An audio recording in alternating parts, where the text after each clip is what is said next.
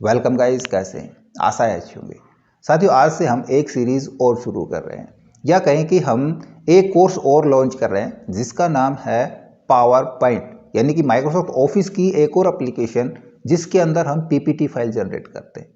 अब हम PPT file क्यों बनाएंगे, किस प्रकार से इसमें काम करेंगे, कहाँ कहाँ पे इसका यूज होता है, ये सारा जानते हैं इस वीडियो में, तो इसमें अंत तक बने रहिएगा। नमस्कार साथियों, मेरा नाम है मनोज कुमार और आप देख रहे हैं अपना यूट्यूब चैनल गुरुजी कंप्यूटर कोर्स। तो चलिए सीख लेते हैं।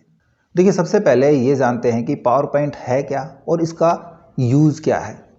आपने फिल्में देखी होंगी, फिल्मों में या फिर अक्सर घर में टीवी सीरियल्स में आपने देखा होगा कि कोई बिजनेसमैन है या फिर कोई आप कहीं पे काम कर रहा है और वो बार बार ये कह रहा है कि मेरा लैपटॉप टूट गया या उसके अंदर मैंने बहुत अच्छी एक पीपीटी बना के रखी थी, मेरा प्रोजेक्ट रुक जाएगा, मेरा वो रुक जाएगा। ध्यान आ रहा है कुछ? तो इसी प्रकार का काम, यानी कि पीपीटी, हमने वहाँ पे पावर पॉइंट प्रेजेंटेशन बनानी है। कोई भी हमारा प्रोजेक्ट है उसको हमने अच्छे से प्रेजेंट कराना है एज ए पिक्चर या एज ए वीडियो, अच्छे से स्लाइड्स के रूप में, कि हमारी सारी पिक्चर जो हमने प्रोजेक्ट तैयार किया है वो किस प्रकार से हम उसको प्रेजेंट कर सकते हैं, कितना अच्छा डिज़ाइन उसको कर सकते हैं। तो जो भी जिस भी टॉपिक के ऊपर हमने कोई प्रेजेंटेशन तैयार करनी है, वो काम, वो प्रेजेंटेशन तैयार करने के लिए हमको ज़रूरत पड़ती है पावर पॉइंट एप्लीकेशन की, जो माइक्रोसॉफ्ट ऑफिस की एप्लीकेशन है। इसमें हम कितना एडवांस तक काम कर सकते हैं, कितना ज़्यादा हम, हालांकि यहाँ पे यदि हम इसको सही से सीख गए तो हम यहाँ पे 2D या 3D एनिमेशन मूवी भी क्रिएट कर सकते हैं इस एप्लीकेशन के अंदर अपनी खुद की। तो सबसे पहले इंट्रोडक्शन करवाते हैं हम आपको इसके इंटरफेस से, कि इस पे इसका कैसा इंटरफेस आपको मिलता है, क्या क्या हम इसके अंदर किस प्रकार से काम कर पाएंगे। तो चलिए कंप्यूटर स्क्रीन पे चलते हैं और सीख लेते हैं। तो देखिए, सबसे पहले पावर पॉइंट हमको मिलेगा कहाँ पे, हम कैसे उसको रन करेंगे, इसके मैं अलग अलग तरीके आपको बताता हूँ। सबसे पहले तो आप अपने स्टार्ट मेन्यू पे चले जाएं। स्टार्ट मेन्यू में आपने जो भी ऑफिस का वर्जन इंस्टॉल किया होगा वो वर्जन आपको दिखेगा। देखो, मेरे पास 2013 का यहाँ पे पावर पॉइंट दिखा रहा है। इसके अलावा मैंने अपने सिस्टम में ऑफिस 2007 भी इंस्टॉल किया है और मेरे पास ऑफिस 365 भी है। तो यहाँ पे देखो, मेरे पास 365 की एप्लीकेशन के अंदर भी पावर पॉइंट नज़र आ रहा है। यहाँ से क्लिक करके उसको रन करा लें। यहाँ से नहीं मिलता है, देन आप ऑल के अंदर चले जाएं और ऑल प्रोग्राम्स में आपको मिलेगा माइक्रोसॉफ्ट ऑफिस, और माइक्रोसॉफ्ट ऑफिस का जो भी वर्जन आपके पास है, यहाँ पे मेरे पास 13 भी है और 7 भी है, क्योंकि मेरे को अलग अलग वर्जन में बताने पड़ते हैं कि कौन से ऑप्शन कहाँ पे है ना, इसलिए मैंने ये रखे हुए हैं। आपके पास एक ही होगा। दूसरा तरीका, हम सर्च भी करा सकते हैं। हम सीधा सर्च ऑप्शन में जाएंगे और सर्च करा सकते हैं पावर पॉइंट लिख करके, ठीक है। तो हमारे पास पावर पॉइंट यहाँ पे देखो ऑप्शन दिखाई दे रहे हैं। यहाँ पे मेरे पास 365 का भी आ रहा है, 13 का भी आ रहा है, 7 का भी, तीनों यहाँ पे दिखा दिए पावर पॉइंट के हिसाब से। या फिर आप अपनी कीबोर्ड से विंडो बटन के साथ R प्रेस कराएंगे तो आपके पास एक रन डायलॉग बॉक्स ओपन हो जाएगा और इसके अंदर आप लिख सकते हैं पावर PNT, और पावर PNT करके जैसे ही ओके करेंगे तब भी आपके पास पावर पॉइंट विंडो ओपन हो जाएगी। देखो, अभी मैंने यहाँ पे ऑफिस 2007 का मैंने पावर पॉइंट एप्लीकेशन ओपन करी है ना, इसका लेआउट भी आपको सेम मिलेगा। इसके अंदर भी आपको वही ऑप्शन मिलेंगे जो अदर ऑप्शन में मिलेंगे।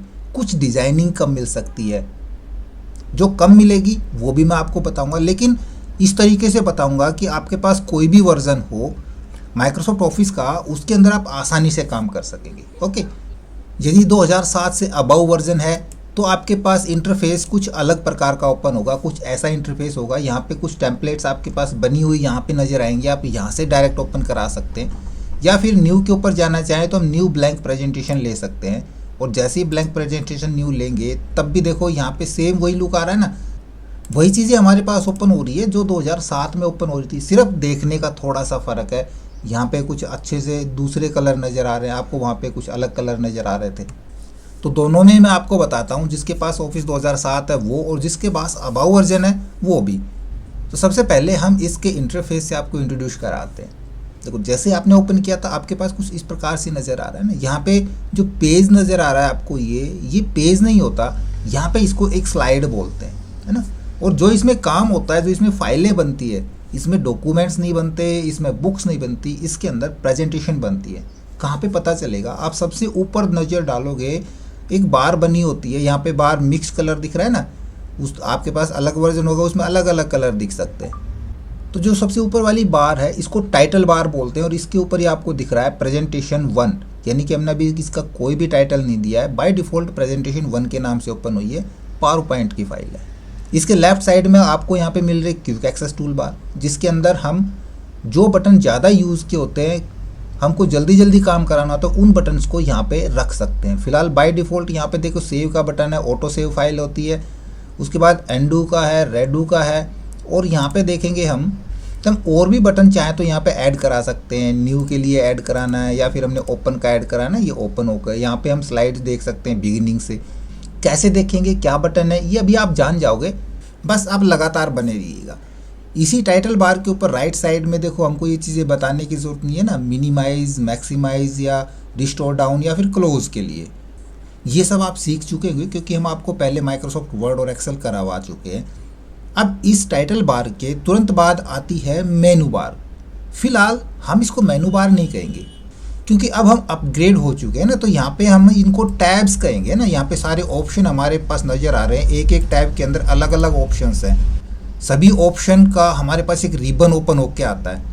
मेनू बार इसको इसलिए अब क्यों नहीं कहेंगे क्योंकि मेनू में ऐसे ऑप्शन नहीं आते थे। आपने यदि पहले देखा हो माइक्रोसॉफ्ट ऑफिस 2003 के अंदर, मैं आपको उसका एक बार लुक दिखाता हूँ। देखो यहाँ पे आपको दिख रहा है ना, ये जो लुक नज़र आ रहा है, ये माइक्रोसॉफ्ट ऑफिस 2003 का लुक है जो पहले हम काम किया करते थे। इसके अंदर रिबन नहीं होता था, यहाँ पे मेनू थे, एक एक मेनू पे क्लिक करते थे तब उसके ऑप्शन नज़र आते थे। किस प्रकार से ऑप्शन नज़र आते थे, देखो यहाँ पे मैं नेक्स्ट पिक्चर दिखाता हूँ आपको। यहाँ पे देखो लेआउट तो हमारा लगभग वैसा ही है ना, वैसी स्लाइड दिख रही है, वैसा ही यहाँ पे टास्क पे नज़र आ रही है। और मेनू पे जब क्लिक करते हैं तो जैसे एडिट मेनू पे क्लिक किया तो एडिट के ऑप्शन नज़र आए, व्यू पे क्लिक किया तो व्यू के नज़र आ गए, है ना। तो ये जो लेआउट था ये ऑफिस 2003 का था जब हम इसको मेनू बार कहते थे और इनको हम मेनू बोलते थे। लेकिन अब हम इनको मेनू नहीं कहेंगे, आप कह सकते हो मेनू क्योंकि है तो ये मेनू ही, एक मेनू के अंदर क्या क्या चीज़ें हैं, बट इनको हम टैब कह के चलेंगे। सभी टैब्स में कौन कौन सी टैब में कौन कौन से ऑप्शन है, ये सारे ऑप्शन हम धीरे धीरे आपको सारे क्लियर करवाएंगे।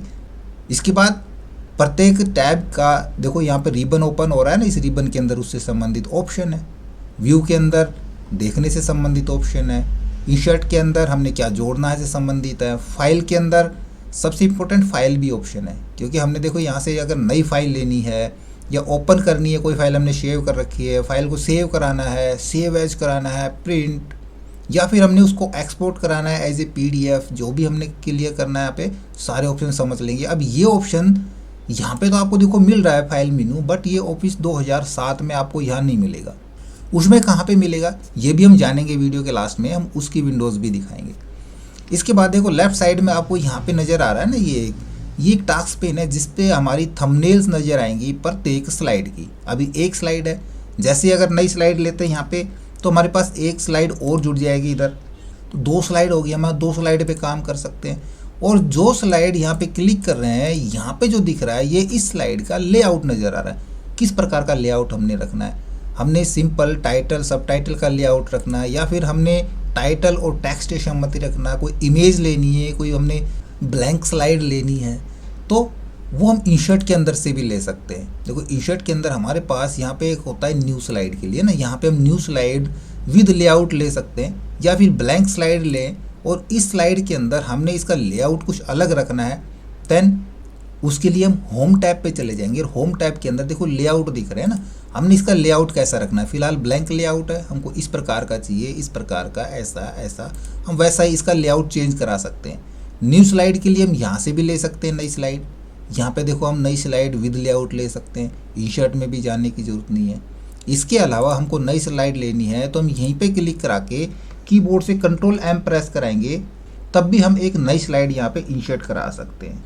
या फिर यहीं पे हम राइट क्लिक यूज़ करें और फिर यहाँ से ले लें न्यू स्लाइड। ठीक है, इस प्रकार से हम अलग अलग तरीके से यहाँ पे एक नई स्लाइड इंसर्ट करा सकते हैं। बट नई फाइल लेने के लिए हमको Ctrl+N प्रेस करना पड़ेगा या फाइल के अंदर जा कर के हमको न्यू फाइल लेना पड़ेगा।